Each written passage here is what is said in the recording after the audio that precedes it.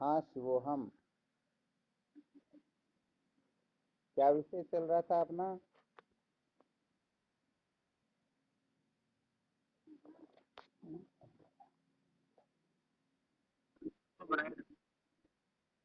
संसार को बनाए रखकर कभी भी सत्य का साक्षात्कार नहीं किया जा सकता।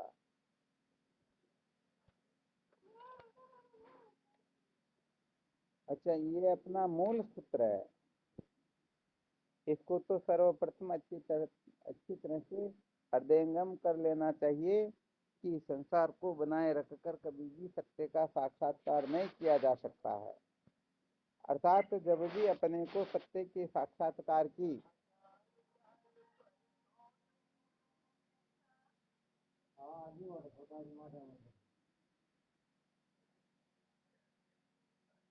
तो तुरंत ये सूत्र अपने हृदय में स्मरण हो जाना चाहिए कि संसार को बनाए रखकर कभी भी सत्य का साक्षात्कार नहीं किया जा सकता। ठीक है ना?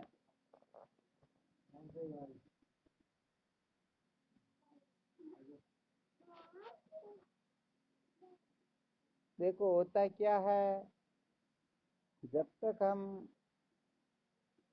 अपने जीवन का लक्ष्य बना करके लक्ष्य को प्राप्त करने के लिए कटिबद्ध नहीं हो जाते हैं, अर्थात प्रस्थान नहीं कर जाते हैं, तब तक अनेक प्रकार की शंकाएं उदय हुआ करती कि हमारे से ऐसा होगा या नहीं होगा, हम कर पाएंगे या नहीं कर पाएंगे, हम अधिकारी है या नहीं है। बहुत सारे तो ऐसे ही मर गए, उनको प्राप्त हुआ ही नहीं, हमको क्या प्राप्त होगा। ये सारी की सारी दीनता हीनता जो है सबको अच्छी तरह से निकाल करके केवल और केवल मात्र अपने को अपने जीवन का लक्ष्य निर्धारित करके उस ओर प्रस्थान कर जाना चाहिए। यदि ऐसा कोई करने में सफल हो जाता है तो सच्ची बात कहे तो लक्ष्य को प्राप्त नहीं करना पड़ता। सत्य कहे तो आपको जहाँ पहुंचना है आप वहाँ पहले से ही हो। जिनको पाना चाहते हो वह पहले से ही प्राप्त है, जिसको छोड़ना चाहते हो उसकी सत्ता ही नहीं है। ध्यान देना अच्छी तरह से। हाँ, ये बड़े विलक्षण सूत्र है। इन सूत्रों का यदि कोई अच्छी तरह से अनुसंधान करे तो पता चल जाता है कि सचमुच में बेवकूफी के सिवाय, मूर्खता के सिवाय दुख नाम की कोई वस्तु होती ही नहीं। माने माने बंधन में आयो, हम कल्पना कर करके दुखी होते हैं, बंधते हैं, वास्तव में बांधने वाली कोई सत्ता कोई वस्तु है ही नहीं। तो हम जहाँ पर पहुंचना चाहते हैं वहां पर क्या है, पहले से ही है। जिसको जानना चाहते हैं वो अपना ही स्वरूप है। तो होता क्या है, ये तो केवल और केवल मात्र नासमझी से हम इतना काम बढ़ा देते हैं, इतना काम बढ़ा देते हैं कि ये काम समेटने में आता ही नहीं। तो समझदारी से ही दुखों की निवृत्ति होती है। नासमझी के द्वारा दुख जो है वो बढ़ते ही रहते हैं। जिस प्रकार से रस्सी में सर्प की कल्पना करके हम अनेक प्रकार के दुखों से व्यतीत रहते हैं या नहीं रहते हैं, जबकि वास्तव में वहां पर तो सर्प नाम की कोई वस्तु है ही नहीं। तो इसका निर्णय यही निकलेगा कि ये दुखी होना जो है केवल और केवल मात्र अपने नासमझी ही है। अर्थात मूर्खता के वशीभूत हो करके ये जीव अनादिकाल से जन्मनादिक संसार में भटक रहा है और सदा सर्वदा दुखों के गर्त में गिरे ही रहता है। तो बताओ, वास्तव में सचमुच में दुखों से छुटकारा प्राप्त करना और सुखी होना ये अपने जीवन का लक्ष्य होना चाहिए, तो केवल और केवल मात्र मूर्खता की निवृत्ति।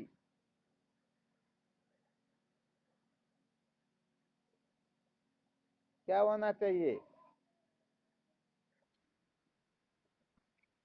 हाँ, बिल्कुल सत्य बात। यदि मूर्खता की निवृत्ति हो जाए तो वास्तव में परमात्मा अपना ही स्वरूप है और संसार नाम की कोई वस्तु है ही नहीं।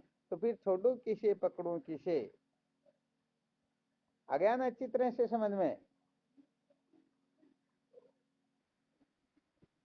तो कुल मिलाकर के देखा जाए तो देखो एक वेदांत का विशेष सूत्र बता देते हैं, तो काट देना इसको। विशेष सूत्र है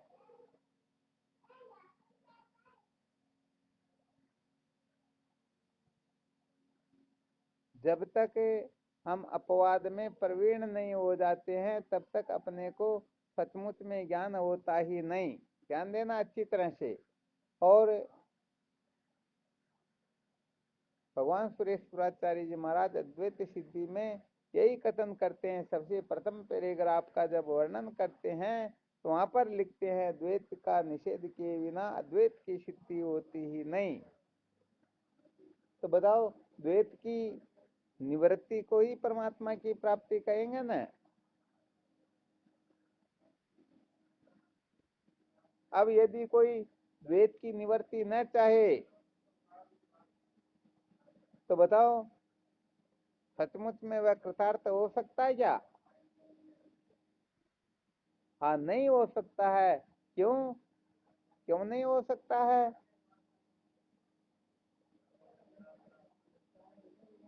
क्या कारण है?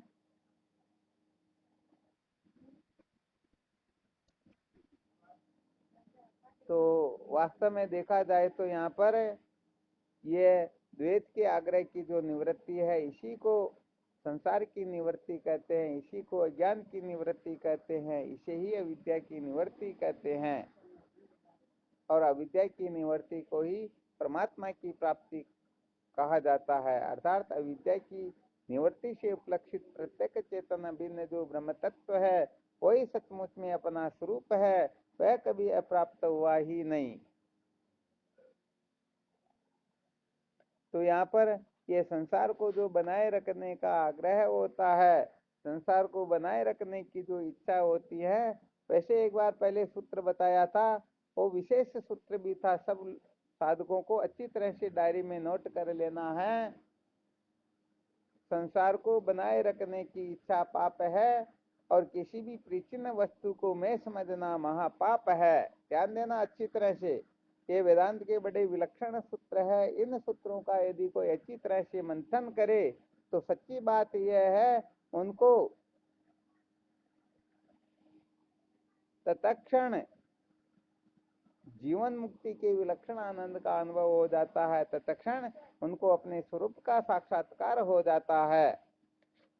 अच्छा, आवाज तो आ रही है ना? हाँ चलो, बहुत अच्छी बात है। डायरी में नोट कर लेना ना।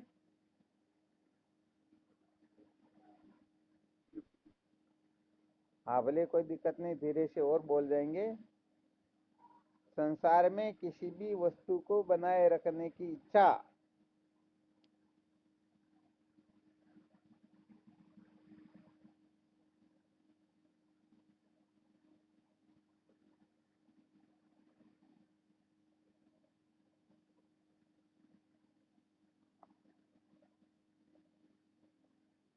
संसार में किसी भी वस्तु को बनाए रखने की इच्छा पाप है।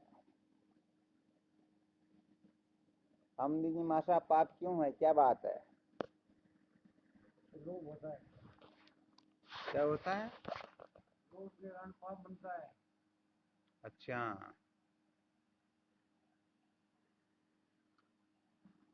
कैसे बनता है? दुराग्रह होता है ना, दुराग्रह की भावना। संसार में किसी भी वस्तु को बनाए रखने की इच्छा पाप है। आप थोड़ा प्रकाश डालो इसके ऊपर। जो वस्तु अनित्य है। क्या बात है? उसको अपना अपनी मानेंगे तो उसको यदि बनाए रखना चाहे, जो वस्तु नष्ट होने वाली है उसको यदि कोई बनाए रखना चाहता है तो समझो वह अपराध कर रहा है। बहुत धन्यवाद, बहुत अच्छी बात, आपने भी बहुत अच्छा संकेत किया। तो यहाँ पर विशेष बात यह होती है कि जो वस्तु सचमुच में नष्ट होने वाली है, विचार करके देखा जाए तो संसार में ऐसी कोई वस्तु है क्या जो कभी नष्ट हो ही नहीं? अरे यहाँ पर तो ऐसी कोई वस्तु सत्ता है ही नहीं आत्मा का अलावा। हाँ, आत्मा के सिवाय ऐसा कुछ ध्यान में आ रहा? कोई श्रुति का मंत्र?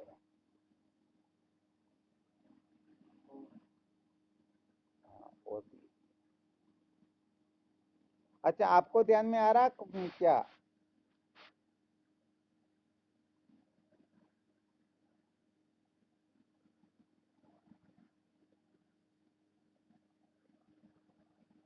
इसीलिए तो पहले जो अपना कुछ समय पहले विचार चल रहा था, परीक्षे लोकान कर्म चित्तान ब्रह्मणो निर्वेदमायान नास्ता करते करते न तद विज्ञानार्थम से गुरु मेवा भी गच्छेत स्मित पाणी श्रोत्रे ब्रह्मनिष्ठम। सर्वप्रथम परीक्षा करके देखना होता है। क्या करके देखना होता है? सच्ची बात कहे तो हम गोबर की मिठाई के ऊपर चांदी का वर्क लगा देख करके पागल हो रहे हैं, जबकि उसके अंतर्गत मिठाई जो है, कौन सी मिठाई है? कौन सी मिठाई? गोबर की मिठाई है। तो सत्य बात बताए ना, इस संसार के अंतर्गत देखो विशेष सूत्र है, ये जितने भी शरीर दिखाई देते ना, भीतर क्या भरा हुआ है? गंदगी भरी हुई है या नहीं भरी हुई है? तो संसार के अंतर्गत ये प्राणी मात्र जो है इस चमड़े के चक्कर में ही पागल हो गए, इनके पीछे पागल हो करके रात दिन भटकते रहते हैं।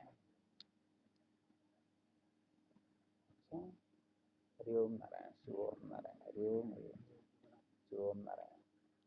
अच्छा, ओम नारायण। तो क्या होता है, जब तक असलियत को नहीं जानते हैं तब तक भटकना होता है, और यदि असलियत को जान लिया तो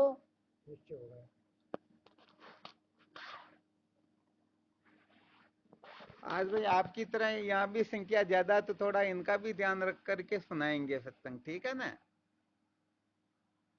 एक जन बहुत सारे साधक बैठे हुए हैं।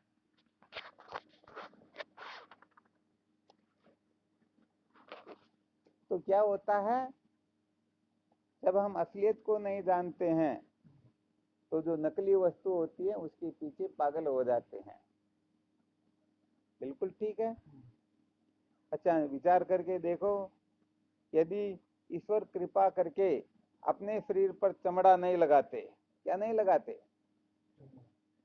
बताओ क्या करना होता? दिन भर डंडा लेकर के कुत्ते और कौओं से इस शरीर की रक्षा करनी पड़ती। यही होता या नहीं होता? परंतु ईश्वर ने कृपा करके इस शरीर के ऊपर चमड़ा लगा दिया, तो हमने क्या किया? हम इस चमड़े के पीछे ही पागल हो गए, चमड़े के प्रति ही आकर्षित हो गए। अर्थात ये सुंदर है, ये प्रिय है, ये रमणीय है, ये ठीक है, ये ठीक नहीं, इसी के चक्कर में पड़े रहते हैं ना। तो सच्ची बात तो ये है, जैसे गोबर की मिठाई पर चांदी का वर्क लगा देने से बावड़े लोग ही उसकी ओर आकृष्ट होते हैं, ऐसे ही इस शरीर के अंतर्गत मल मूत्र के सिवाय कुछ भी भरा हुआ नहीं है। विचार करके देख लो, शरीर के किसी भी अंग के बारे में कोई पवित्र है क्या? वास्तव में पवित्र है ही नहीं, परंतु हमने क्या किया? असलियत को नहीं देखा, नकली को देखा। रस्सी को नहीं देखा तो सर्प की कल्पना हो गई, ठोंठ को नहीं जाना तो भूत की कल्पना हो गई। ऐसे ही जब तक हम असलियत को नहीं जानते हैं तब तक नकली अपना काम करता रहता है, अपने को नाच नचाता रहता है। तो यहाँ पर मुख्य सूत्र बताना चाहते हैं, जब तक हम संसार को बनाए रखने का आग्रह रखेंगे तब तक करने का मतलब सत्य का साक्षात्कार होना संभव ही नहीं है, और सत्य को जाने बिना कभी भी दुखों का अंत होता ही नहीं। इसको तो अच्छी तरह से निश्चय कर लेना चाहिए, तो समझो एक प्रकार का सिद्धांत ही है। बताओ, सत्य को जाने बिना दुखों का अंत होता है क्या? जैसे स्वप्न से जगे बिना स्वप्न के दुखों का अंत नहीं होता, ऐसे ही सत्य को जाने बिना कभी भी दुखों का अंत होता ही नहीं। तो ये तो बिल्कुल क्लियर है, बिल्कुल पक्का। संसार को बनाए रखकर हम कभी भी अपने जीवन को धन्य नहीं बना सकते हैं। तो अब यहाँ पर संसार क्या है, अब थोड़ा ये विचार कर लेते हैं, संसार कहते हैं किसको? आपको इसके बारे में, हाँ बिल्कुल बोलो। दिखता है लेकिन सत्य नहीं। क्या बात है, आपने बताया जो दिखता तो है परंतु जो सत्य नहीं, उसे ही संसार कहते हैं। बहुत अच्छी बात है। अच्छा, जो दिखता है वो सत्य नहीं होता क्या? आप बताओ, आप बताओ।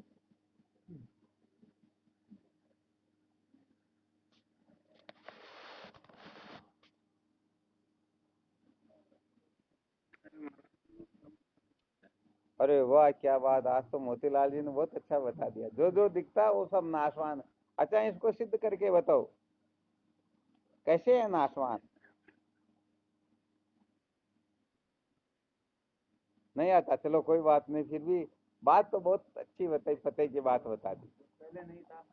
हाँ, बिल्कुल बिल्कुल। यहाँ पर अब कभी विषय चल जाए तो ध्यान रखना, कहने का मतलब जो दिखता है वो झूठा होता है। कैसे? ज्यादा कुछ नहीं करना अपने को, केवल ध्यान में ले आना स्वप्न जो है, स्वप्न के पदार्थ दिखते या नहीं दिखते हैं, तो बता सकते हैं क्या? तो संसार के अंतर्गत अधिकतर लोग इस चक्कर में पड़े हुए हैं कि जो जो दिखता है वो सत्य होता है, परंतु संत महात्माओं का कथन है कि जो जो दिखता है वो सब झूठा होता है। कैसे? तो जैसे सपना दिखाई देता, बिल्कुल दिखाई देता ना। जैसे अभी हम बैठे हुए हैं, खा रहे हैं, पी रहे हैं, सो रहे हैं, जग रहे हैं, पढ़ रहे हैं, नौकरी करें, शादी ब्याह करें, बच्चे बच्ची हो रहे हैं, सब कुछ होता है या नहीं होता? जो जागृत में होता है वो सब स्वप्न में होता है ना। तो कोई अंतर है क्या? परंतु विचार करके देखो, जागृत में और स्वप्न में कुछ भी अंतर नहीं है। फिर भी हम सपने को तो क्या समझते हैं? सपने को झूठा समझते हैं। और इस जागृत संसार को, जागृत संसार को क्या समझते हैं? सच्चा समझते हैं, लेकिन है नहीं, सच्चा समझते हैं। अभी देखो, थोड़ा बहुत भी इधर उधर गड़बड़ घोटाला होने दो, लट लेकर के मारने के लिए, लड़ने झगड़ने के लिए चले जाएंगे। अब यदि किसी को पता चल जाए ये सारा का सारा झूठा, ये मिथ्या है, तो बताओ ये जितना भी झगड़ा जमेला होता शांत हो जाएगा या नहीं होगा? तो यहाँ पर कुल मिलाकर के संकेत इतना ही करना चाहते हैं कि ये संसार जो है सचमुच में देखा जाए तो है ही नहीं, परंतु वैसे देखा जाए तो ये अज्ञानियों का, ये नासमझों की कल्पना ही है, प्रतीत होता। क्योंकि चित्त की स्फुरना को ही संसार कहते हैं, चित्त की चंचलता का नाम ही संसार है। अतः जब तक हम चित्तमन बुद्धि अहंकार का अर्थात अंतःकरण का ज्ञान रूप अग्नि में बाध नहीं कर लेते हैं, इस अंतःकरण को ज्ञानाग्नि में भस्म नहीं कर लेते हैं, तब तक ये संसार जो है क्षीण होने वाला है नहीं, इस संसार का चिंता भाव निश्चय होने वाला है नहीं। तो अब अपने को करना क्या है? ये सारा का सारा जो होगा अज्ञान की निवृत्ति से ही होगा, परंतु एकाएक अज्ञान की निवृत्ति के लिए कोई चाहे मैं तुरंत अज्ञान की निवृत्ति कर लूं तो ये थोड़ी मुश्किल होती है। अनादिकाल के जो संस्कार है बड़े खतरनाक है, इसलिए क्या करना होगा? पहले अज्ञान के कार्यों पर थोड़ी विजय प्राप्त करनी होगी। किस पर प्राप्त करनी होगी? अज्ञान के कार्यों पर। और अज्ञान के क्या कार्य हैं? अरे वाह, बहुत धन्यवाद भाई, ये तो बड़े शूरवीर भाई, बहुत धन्यवाद। अज्ञान के कार्य, अज्ञान का कार्य है उसको कहते हैं अविद्या। और ये अविद्या 4 प्रकार की होती है। अनित्य में नित्य बुद्धि, असूचि में सूची बुद्धि, सुख में सुख बुद्धि और अनात्म में आत्म बुद्धि। तो सबसे पहले इस जगह पर अपने को अच्छी तरह से समझ करके अनित्य को अनित्य समझना होता, अनित्य को नित्य नहीं समझना होता। क्योंकि अनित्य को यदि हम नित्य समझेंगे तो उसको बनाए रखने का आग्रह करेंगे, और अनित्य को नित्य समझ ले तो जैसे समझ लिया रस्सी में जो सर्प दिखाई दे रहा है तो झूठा है, बताओ फिर उसको दूध पिलाने के लिए जाओगे या डंडा लेकर के मारने के लिए जाओगे या रजाई ओढ़ाने के लिए जाओगे? किसके लिए जाएंगे? किसी के लिए नहीं। बात यही है। तो अनित्य पदार्थों को जब तक हम नित्य समझते हैं तब तक ही संसार अरण्य में भटकते रहते हैं, और जिस समय अनित्य को अनित्य समझ लेंगे फिर उनको छोड़ने की भी जरूरत नहीं होती है, क्योंकि ये स्वाभाविक है। अनित्य को नित्य जानते ही वह न चाहते वही भी छूट जाया करता, और अनित्य को नित्य समझ रखा तो आप करोड़ कोशिश क्यों न कर लो, छोड़ना चाहो फिर भी छूटेगा ही। सीपी की चांदी को यदि सच्ची समझ ले तो बताओ कितना भी उपदेश सुनाओ वैराग्य होगा क्या? अरे वो तो इतनी चांदी रखी हुई, इतनी चांदी पड़ी हुई कि हम पूरे संसार को खरीद सकते हैं, तो वैराग्य होगा क्या? हाँ, ये बातें चीतें तो हो जाएगी, परंतु वैराग्य होने वाला, और उस सीपी की असलियत का पता चल जाए या कोई चांदी वांदी नहीं है, यहाँ पर तो सीपी है। अब बताओ कोई आपको कह दे भाई 1 ट्रक का भाड़ा मैं लूंगा ही नहीं, उस चांदी को तुम भर के ले जाओ, ले आ जाओ, फिर भी वो जाने की कोशिश, अरे फिर तो उस तरफ चित्तवृत्ति जाती ही नहीं। तो बात यह है कि हम इस संसार को क्या समझ रहे हैं, इस संसार को पवित्र समझ रहे हैं, इसीलिए तो इसको बनाए रखना चाहते हैं, तभी तो इसकी ओर आकृष्ट हो रहे हैं। जिस दिन पता चल जाए कि संसार सचमुच में सुंदर नहीं है, सुंदर तो केवल मात्र परमात्मा है, आत्मा से सुंदर, आत्मा से अधिक आनंद स्वरूप कोई वस्तु है ही नहीं, तो ये तो स्वाभाविक है। सबकी प्रवृत्ति जो है स्वाभाविक रूप से सत्य की ओर ही होती है, असत्य की ओर होती क्या? देख लो, कांच के अंतर्गत जब हम मुख देखते हैं तो तिलक लगाना हो तो कांच में जो दिखाई देता है उसके लगाएंगे तिलक, या अपने यहाँ पर लगाएंगे तिलक? कहाँ लगाएंगे? क्योंकि हम जानते कांच में जो दिखाई दे रहा है वो क्या है, वो झूठा है, और सत्य जो ये है, ये बिंब है और वह प्रतिबिंब है। तो यहाँ पर ये संसार जो है वास्तव में देखा जाए तो संसार झूठा है। क्या है? संसार झूठा। झूठा क्यों है? भगवान गीता जी के 15वें अध्याय में ये बताते हैं कि विचार काल में ये संसार सिद्ध नहीं होता, ये संसार पाया नहीं जा सकता, क्योंकि वास्तव में है नहीं। और वास्तव में यदि संसार होता तो इसकी कभी न कभी किसी न किसी के द्वारा तो निवृत्ति हो जाती है। बड़े बड़े महात्माओं का अवतरण हुआ या नहीं हुआ? कितने ही अवतार आदि हुए। यदि वास्तव में संसार होता तो इसकी कभी की निवृत्ति कर देते, परंतु संसार तो वास्तव में माया मात्रम इदम द्वैतम अद्वैतम परमार्थतः। अरे द्वैत तो माया मात्र है, अद्वैत ही परमार्थ है, परमात्मा सत्य है, ये बाकी सब झूठा है। तो कुल मिलाकर के जब तक हम इस संसार को बनाए रखने का आग्रह करेंगे तब तक समझ लेना चाहिए ज्ञान प्राप्त करना तो बहुत दूर, अभी तक ज्ञान की छाया के पास भी नहीं गए, अभी तक एलकेजी में भी नहीं बैठे हैं, क्योंकि जो वस्तु है ही नहीं, जिसकी सत्ता ही नहीं, आज दिन तक जिसको कोई प्राप्त ही नहीं कर सका, उसको हम पाना चाहते हैं, उसको पकड़ना चाहते हैं, उसको बनाए रखना चाहते हैं, उसके द्वारा मौज मस्ती करना चाहते हैं, हम अपने आप को आनंदित करना चाहते हैं। बताओ संभव हो सकता है क्या? हाँ, कभी भी संभव नहीं हो सकता है। इसलिए यहाँ पर मुख्य सूत्र ही यह है, जो संसार को बनाए रखना चाहता है कभी भी स्वप्न में भी आवाज साफ नहीं आ रही क्या? कौन लिखा था? सर बुद्धि अद्वैत में बताया गया है कि जो चीज बुद्धि गम्य है, मतलब जो चीज अपनी बुद्धि से, आंखों से, अनुभव से दिखती है, वो सारी चीज अनित्य है, ठीक बात है, परिवर्तनशील है और मतलब नश्वर है। बहुत अच्छी बात है। और मतलब अद्वैत ये कहता है कि जैसे रज्जु में सर्प, रज्जु में अपन सर्प का ज्ञान कर लेते हैं, बहुत तो वो चीज बुद्धि जिसका अपन निवारण होता है ना, मतलब सर्प नहीं है, रस्सी पड़ी थी, ये भी तो फिर बाद में अपन को अनुभव से ही तो होता है, बुद्धि द्वारा ही तो करते हैं। बिल्कुल बिल्कुल सत्य बात फिर वो एक तो वेदांत अपन को एक चीज को नष्ट करता है कि बुद्धि द्वारा चीज देखी सारी मतलब नश्वर है, खत्म होने वाली है, और दूसरी ओर वो इस चीज का समर्थन करता है कि बुद्धि से ही अपन को विवेक की प्राप्ति होगी। ये तो मतलब विरोधाभासी हो गई ना चीज। यहाँ पर क्या होता है, कंटक में वह कंटकम, कांटे से कांटे को निकाला जाता है। बुद्धि जो है दो प्रकार की होती है, एक तो शुद्ध मति होती है, एक मलिन मति होती है। जो मलिन मति होती है उसके द्वारा उस परमात्मा तत्व का साक्षात्कार नहीं किया जा सकता।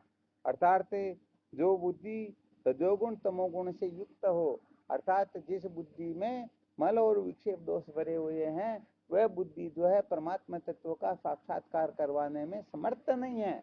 परंतु यहाँ पर विशेष बात यह है, यदि मल हो सके निर्मुक्त भी क्यों न हो जाए, फिर भी वह बुद्धि परमात्मा तत्व का साक्षात्कार नहीं करवा सकती, क्योंकि बुद्धि केवल और केवल मात्र आवरण को भंग करती है। जिस प्रकार से दृष्टांत के रूप में समझ सकते हैं, जैसे ट्यूबलाइट के ऊपर ये मिट्टी तो उड़ती रहती है, तो क्या हुआ, मिट्टी मिट्टी उड़ते उड़ते इतनी मिट्टी उसके ऊपर जम गई कि वो ऊपर जो लिखा हुआ होता है ना, कौन सी कंपनी की है, कितने वाट की है, क्या नहीं, तो वह कहने का मतलब दिखाई नहीं देता। अब देखो प्रकाश तो हो रहा है परंतु दिखाई नहीं दे रहा है, तो बताओ क्या करना होगा? दूर करना पड़ेगा। केवल मात्र अंगुली से मिट्टी को हटाना है। मिट्टी को हटाने के बाद में बताओ लाइट ला करके फिर हम देखेंगे क्या कि भाई ये, हाँ, उस अक्षरों को पढ़ने के लिए फिर प्रकाश की आवश्यकता होगी क्या? वास्तव में आवश्यकता होगी ही नहीं। तो ये बुद्धि क्या करती है? उस परमात्मा के आश्रित जो अविद्या है उस अविद्या को ये शुद्ध मति अर्थात वृत्ति जो है उसको केवल मात्र हटाती है। उसके बाद में परमात्मा स्वयं प्रकाश है, फिर उसमें जानने मानने की क्रिया रहती ही नहीं। ये सिद्धांत थोड़ा, तो ये दोनों तरफ से इस प्रकार से घटित हो जाता है। तो यहाँ परमात्मा जानने मानने में आते ही नहीं। ये तो वाचो निवर्तन्ते प्राप्य मनसा से यन मनसा न मनुते नाहुर मनोमतम तदेव ब्रह्मतम विधि नेदम यदिदम उपासते। अर्थात मन जिसका मनन करता है वो परमात्मा नहीं है, बल्कि मन जिसकी सत्ता से मनन करता है उसको परमात्मा कहते हैं। यद वाचान्य उद्दीतम एन वागभिद्यते तदेव ब्रह्मतम विधि नेदम यदिदम उपासते। वाणी के द्वारा जो जो कथन किया जाता है वो परमात्मा नहीं है, बल्कि वाणी जिसकी सत्ता से कथन करती है, उच्चारण करती, वो परमात्मा है। तो यहाँ पर कहने का मतलब मन बुद्धि के द्वारा गो गोचर जय लगी मन जाई सो सब माया जानो भाई। जो मुख से बोलिए अरु सुनियत है कान, जो आंखिन सु देखिए सब ही माया जान। ये सारा का सारा प्रपंच मात्र है, सारा का सारा माया मात्र। हाँ, यहाँ पर तो क्या है कि भाग त्याग लक्षणावर्ती के द्वारा, यहाँ फल व्याप्ति से नहीं बल्कि वृत्ति व्याप्ति के द्वारा केवल और केवल मात्र आवरण का भंग होता है। इसीलिए वेदांत के शास्त्रों में प्रसिद्ध है सर्व वेदांत ग्रंथ आवरण भंगे प्रवृत्ता। जितने भी वेदांत के ग्रंथ है केवल और केवल मात्र आवरण को भंग करते हैं, परमात्मा को प्राप्त नहीं करवाते। क्योंकि यदि कोई वस्तु हम प्राप्त करेंगे तो ये अकाट्य नियम है कि वह निश्चित रूप से प्राप्त हो जाएगी। इसलिए परमात्मा जीव का असली स्वरूप है, आत्मा को ही परमात्मा कहते हैं। ये तो जैसे कर्ण अपने को राधे समझ रहा था, सूत पुत्र समझ रहा था, ये उसकी भूल थी। और जैसे जब उसे बोध करवाया गया तो उसे तुरंत अनुभव हो गया कि मैं कौन ते हूँ। तो बताओ वहाँ कुछ पकड़ना छोड़ना हुआ क्या?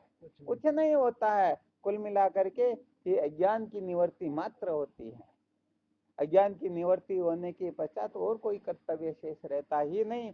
क्योंकि नियम ऐसा होता है, जैसे ये चश्मा है, यदि इसको कोई जाने, यदि ठीक होगी तो इसको लेने की कोशिश करेंगे और ठीक नहीं होगी तो इसको छोड़ने की कोशिश करेंगे।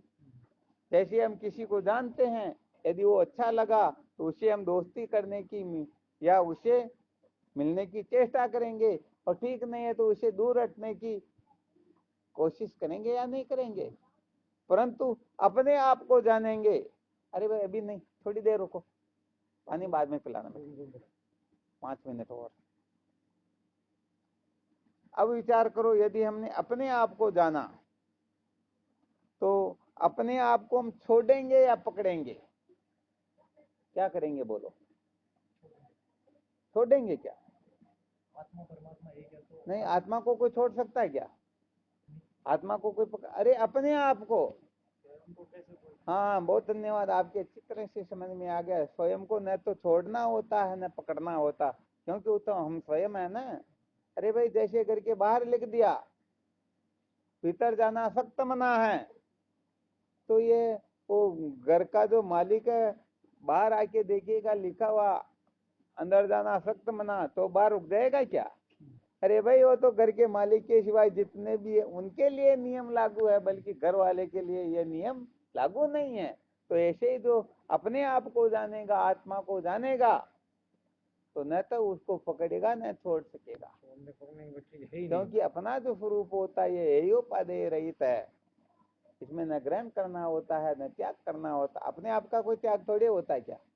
और अपने आप को ग्रहण कहाँ से करो? अरे पहले से हम प्राप्त है ना, इसलिए न तो ग्रहण होता है न त्याग होता है, प्राप्ति ही प्राप्त होता है। हाँ, बिल्कुल सत्य बात है।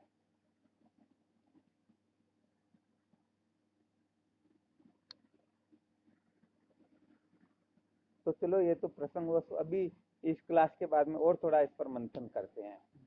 तो कुल मिलाकर के अपना जो विषय चल रहा था कुछ समय से, संसार को बनाए रखकर कभी भी सत्य का साक्षात्कार नहीं किया जा सकता।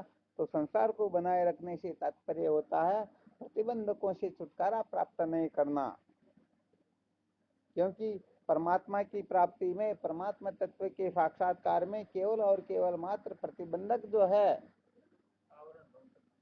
हाँ काम तो केवल इतना है, परंतु आवरण भंग कब होगा? जब ज्ञान होगा। और ज्ञान कब होगा? जब प्रतिबंधकों की निवृत्ति होगी। देखो बात ऐसी होती है जैसे भोजन से भूख की निवृत्ति होती है, तो ये भोजन पेट में जाता या नहीं जाता? अब कोई समझ ले भाई देखो क्यों फालतू खाने की चेष्टा करे, क्यों खाने में समय लगाए? 4 चपाती खाते तो ऐसे करते हैं 4 की जगह 10 चपाती यहाँ पेट के बांध ले, क्या भूख मिटेगी क्या? अरे भाई भूख मिटने वाली वास्तव में है ही नहीं। तो कहने का मतलब यहाँ पर कल्पना से काम नहीं चलता है, यहाँ पर तो सचमुच में उस प्रकार से अपने को करना ही होगा। तो यहाँ पर जो प्रतिबंधकों की जो निवृत्ति बताई जाती है, सबसे पहले प्रतिबंधकों को अच्छी तरह से समझना होता है। प्रतिबंधक कहते हैं जो ज्ञान होने में रोड़ा अटकाए। क्या अटकाए? हाँ, जो बाधा पहुंचाए उसको कहते हैं प्रतिबंधक। ऐसे प्रतिबंधक 3 प्रकार के होते हैं। कितनी प्रकार के? पहला प्रतिबंधक होता है उसको भूत प्रतिबंधक कहते हैं। दूसरे नंबर का जो प्रतिबंधक होता है उसको वर्तमान प्रतिबंधक कहते हैं। तीसरे नंबर का जो प्रतिबंधक होता है उसको भावी प्रतिबंधक कहते हैं। ये तीनों प्रतिबंधक, 3 तो क्या 3 में से एक भी प्रतिबंधक किसी के हृदय में विद्यमान है तो वह भले खूब शास्त्र पढ़े, खूब संतों का संग करे, खूब कुछ का कुछ करता रहे, साधन भजन जप तप तीर्थ वर्त पूजा पाठ पता नहीं क्या करता रहे, फिर भी कहने का मतलब उसको ज्ञान होगा ही। तो सचमुच में यदि सच्ची जिज्ञासा हो कि सचमुच में ज्ञान उदय हो, इसके लिए और कुछ नहीं करना पड़ता है, केवल प्रतिबंधकों की निवृत्ति करनी होती है। और प्रतिबंधकों की जो निवृत्ति होती है वो कहने का मतलब संतों के संग से, सत्संग से प्रतिबंधकों की निवृत्ति होती है। तो यहाँ पर भूत प्रतिबंधक का वर्णन हो चुका है। वर्तमान प्रतिबंधक जो ये फिर 4 प्रकार के होते हैं। कितने प्रकार के? विषयों में आसक्ति, बुद्धि की मंदता, कुतर्क और दुराग्रह, ये 4 प्रकार के प्रतिबंधक होते हैं। और ये प्रतिबंधक जिसमें भी बैठे हुए हैं वो चाहे कुछ भी क्यों न कर ले, कभी भी उसे ज्ञान होने वाला है ही नहीं। तो सबसे पहला प्रतिबंधक बताया गया विषयाशक्ति। विषयाशक्ति का मतलब होता है, हाँ, विषयों में जो आसक्ति होती है। ये विषय फिर 5 प्रकार के होते हैं। कितने प्रकार के? शब्द, स्पर्श, रूप, रस और गंध, अर्थात 5 ज्ञानेंद्रियों के जो 5 विषय है, इसी में जीवात्मा रमण करता है और इनमें आसक्ति ही बंधन का मुख्य कारण होती है। तो भाई यहाँ पर सबसे पहले अपने को मुक्ति मिच्छसि चेतात विषयान विश्वत त्यज्य, अष्टावक्र जी महाराज राजा जनक के प्रति कहते हैं, हे जनक यदि तू मुक्ति चाहता तो सबसे पहले इन विषयों को विष के समान जान करके त्याग कर दे। थोड़ा यहाँ आप नए नए हो, आपके लिए सुना देते 2-5 मिनट के लिए। विष और विषय का थोड़ा भेद अच्छी तरह से समझ लेना चाहिए। इसका भेद विष और विषय, क्योंकि इसमें वैसे देखा जाए तो ये समानांतरी लग रहे हैं। इसमें केवल एक अक्षर थोड़ा ज्यादा, विष और विषय, वरना दो तो कॉमन है ना। उसमें भी विष है, इसमें भी विष, एक अक्षर ये ज्यादा है। तो एक अक्षर ज्यादा होने से इसमें आकाश पाताल जितना अंतर हो जाता है। हाँ रामदीन जी बताइए, विष और विषय में क्या अंतर है? देखो ध्यान दे करके सुनना, फिर पूछूंगा मैं। विष तो लेने से एक बार भी लिया जाता है और वो विषय में तो हमेशा वो जलन को पूरी अपनी अवस्था में वो जलता ही रहता है। नहीं क्लियर नहीं हुआ। मतलब जो विष है आप बताओ। इसका मतलब जहर, जहर लेने से तो आदमी एकदम मर जाता है। और विषय से और विषय में वो हमेशा वो कदम घुटता ही रहता है, उनको आसक्ति होने से बच। नहीं, थोड़ा गड़बड़ हो रहा है। देखो ध्यान दे करके सुनना। एक तो होता है विष और एक होता है विषय। विष कहते हैं जहर को। समझो जहर की पुड़िया को कोई अपनी जेब में रख ले और भले ही उसको 1000 वर्ष तक भी क्यों न रखे, फिर भी वो मरेगा क्या? नहीं। कुल मिलाकर के जब तक जहर को खाएंगे नहीं, पिएंगे नहीं, तब तक कुछ भी बिगड़ा होने वाला। परंतु ये विषय जो है ना, ध्यान देना, विष को तो खाएंगे पिएंगे तभी मृत्यु होगी, परंतु विषय को तो देखने मात्र से, क्या बताया? देखने मात्र। हाँ, देखने मात्र से मार देता है। ध्यान देना, इतना खतरनाक है ये, बिल्कुल पक्का। अरे भाई, इनमें तो कोई बड़ी बात है ही नहीं। जहर को तो पिएंगे तब मरेंगे, परंतु समझो कोई सुंदर स्त्री नजर आ गई तो 3 किलोमीटर तक जाएगी, तब तक देखते रहेंगे। थोड़ी देर रुक जाती तो और आनंद आ जाता। तो बताओ, देखते ही मर गए या नहीं मरे? ऐसे ही चाहे कैसा भी विषय क्यों ना हो, चाहे शब्द का हो, स्पर्श का हो, रूप का हो, रस का हो, गंध का हो, ये पांचों विषय जो है देखने मात्र से मार देते हैं। बाजार में से होकर के निकल रहे, गुलाब जामुन की खुशबू आई तो देखते ही काम बिगड़ गया या नहीं बिगड़ा? अरे उस जहर को तो खाएंगे तब मरेंगे, यहाँ पर तो सुगंध मात्र से ही मर गए। नहीं, चाहे कुछ भी क्यों ना हो, परंतु मैं इसे खाए बिना नहीं रह सकता हूँ। एक अंतर तो ये हो गया। अरे बात क्या करे, अच्छी तरह ध्यान देकर सुनो, फिर सुबह पूछूंगा मैं, ध्यान रखना। अच्छा, दूसरा अंतर कौन सा? दूसरा अंतर भी बड़ा खतरनाक, ध्यान देकर सुनना, बड़े काम का ही है। हाँ बोलो, एक अंतर और बताओ। अरे वाह, क्या बात, बहुत बहुत धन्यवाद है। विष कौन मारता? विष, ठीक। अरे वाह, क्या बात, आप तो पीएचडी कर गया है, क्या बात है। बहुत बहुत धन्यवाद। ऐसे इसको कहते विवेक वृत्ति। देखो, यदि कोई जहर जो खा लेता पी लेता ना, तो क्या होता? केवल मात्र उसका एक जन्म बिगड़ता है। जैसे समझो जहर के पीने से उसका शरीर बिल्कुल पता नहीं किसी पर उनकी चमड़ी फूल करके अलग ढंग की हो गई, तो आगे जो जन्म मिलेगा उसमें उस शरीर के लक्षण, जहर के लक्षण दिखाई देंगे क्या? तो जहर पीने वाले का केवल एक जन्म बिगड़ता है, अगले जन्म में फिर उसे नया शरीर मिल जाता है। परंतु जो विषय रूपी जहर को पी लेता है, विषय रूपी जो जहर को चख लेता है, तो कितने ही जन्मों तक नरकों में पड़ा रहता है। विष फल फले अनेक है, मत कोई देखो चाक।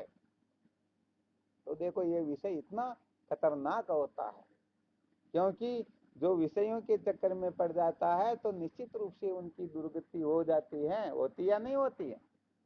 सूक्ष्म शरीर के अंग है कैसा? क्या? ये जो विषम के जो है अंतकरण के अंग होते हैं, कोई सूक्ष्म शरीर होते, सक्रिय तत्वों में। हाँ, तो देखो ये विशेष विचारेंगे। देखो, इस प्रकार से यदि कोई विचार करे तो बताओ, फिर विषय से छूटने की वो चेष्टा करेगा या नहीं करेगा? कोशिश करेगा या नहीं करेगा? क्योंकि विषय से भी करोड़ों गुना यदि कोई खतरनाक वस्तु है तो उसको कहते हैं विषय। इसीलिए जो विषयों में आसक्त हो जाता है, विषयों के पीछे पागल हो जाता है, विषय को महत्व दे देता है, तो निश्चित रूप से वह जन्म मृत्यु की श्रृंखला में भटकता ही रहता है।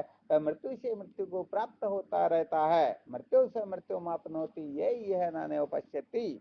अर्थात जो यहाँ पर नानात्व देखता, नानात्व देखने का मतलब मैं और विषय, ये विषय जो है आनंद स्वरूप है, मैं दुखी हूँ। विषय भोगों को प्राप्त करना मेरे जीवन का लक्ष्य है, चाहे कुछ भी क्यों ना करना पड़े, परंतु मुझे ये चाहिए ही चाहिए, ऐसी जिनकी वृत्ति बन जाती है, तो क्या होता है? उसे फिर मृत्यु से मृत्यु को प्राप्त होना होता, फिर उसको बार बार जन्मना और मरना पड़ता। ये थोड़ी विशेष बात है। तो कुल मिलाकर के वास्तविक बात यह होती है कि संसार को बनाए रखकर यदि कोई सत्य का साक्षात्कार करना चाहे तो वह कभी भी सत्य का साक्षात्कार कर नहीं पाएगा, बल्कि इस कचरे में ही पड़ा रहेगा। वह जन्म मृत्यु की श्रृंखला से कभी भी छुटकारा प्राप्त कर सकेगा ही। इसलिए यदि किसी को सचमुच में सत्य का साक्षात्कार करना है, सत्य को जानना है, अपने जीवन को धन्य बनाना है, फिर कभी माँ के गर्भ में उल्टा नहीं लटकना है। अरे हमारे यहाँ पर तो देखो विवेकानंद जी महाराज, देखो छोटा सा दृष्टांत सुना देते हैं, कितनी खतरनाक बात है। हम तो कहने का मतलब बूढ़े होकर के मरने के नजदीक पहुंच गए, फिर भी समझ जागृत होती ही नहीं। क्या होता है, विवेकानंद जी जो महाराज थे ना, उनका बचपन का क्या नाम था? नरेंद्र। तो नरेंद्र जब छोटा था ना, उस समय क्या होता, एक छोटी सी घटना घटित होती है। उनकी माँ फलों की टोकरी भरी हुई थी, उसमें से फलों की छटनी कर रही थी। जो फल फट गए थे या समझो जिनके दाग लग रहे थे, जो कटे हुए थे, खराब हो रहे थे, ऐसे फलों को एक तरफ कर रही थी और अच्छे अच्छे फलों को एक तरफ कर रही थी। तो नरेंद्र काफी समय तक तो देखता रहा। जब बात समझ में नहीं आई तो माँ से पूछ, बेटा माँ तो ये क्या करती है, इतनी देर हो गई समझ में नहीं आ रहा, ये क्या चक्कर है? तो माँ कहती, बेटे तो खराब है, जो दाग लगे हुए, सड़े हुए, गले हुए हैं, ऐसे फल भगवान को नहीं चढ़ाए जाते हैं, भगवान को तो अच्छे फल चढ़ाए जाते हैं। केवल माँ ने इतना ही कहा और विवेकानंद जी महाराज ने हाथ में जल लेकर के प्रतिज्ञा कर ली, माँ तू इन फलों के लिए कह रही, परंतु ये शरीर भी तो एक फल है ना। जैसे फल लगता है, पकता है, गिर जाता है, वैसे शरीर भी लगता है, धीरे धीरे पकता और अंत में गिर जाता। तो बताओ ये भी फल हुआ या नहीं हुआ? तो माँ मैं इस शरीर रूपी फल को कभी भी किसी प्रकार का कलंक नहीं लगने दूंगा, ये मेरी प्रतिज्ञा है। महाराज ऐसे सूरवीर सत्य का साक्षात्कार कर सकते हैं, ऐसे सूरवीर सचमुच में जीवन को धन्य बना सकते हैं। तो इस प्रकार से जो निष्ठा बना करके फिर आगे बढ़ते हैं, वो निश्चित रूप से सत्य का साक्षात्कार करके सदा सदा के लिए समस्त बंधनों से मुक्त हो जाते हैं। यदि ये समझ जागृत हो गई तो समझो जीवन जीना आ गया, अपना जीवन धन्य हो गया। कुल मिलाकर के जीवन बर्बाद तो आ गया समझ में। हाँ, बहुत धन्यवाद है, बहुत अच्छी बात है। चलो ठीक, और कोई शंका हो तो देख लो भाई। आवाज आ रही क्या थोड़ी बहुत? अरे वाह, चलो बहुत बहुत धन्यवाद है। चलो फिर कल प्रतिबंधकों के ऊपर फिर से विचार करेंगे। देखो बात वास्तव में यही है, प्रतिबंधकों की निवृत्ति को ही ज्ञान कहते, तो फिर दूसरी जगह पर अपन फालतू समय बर्बाद क्यों करें? बताओ ठीक है या नहीं है? हाँ, तो इसके अंतर्गत जिस किसी भी प्रकार की शंका हो तो साधकों को अच्छी तरह से तैयारी करनी, अच्छी तरह से विचार करना, मंथन करना, और जो कुछ भी गड़बड़ घोटाला दिखे उसको अच्छी तरह से निकालने का प्रयत्न करो। और अपने समय इसी समय पर शंका समाधान भी कर सकते हो, इसके लिए सब आमंत्रित हो, कोई दिक्कत नहीं है।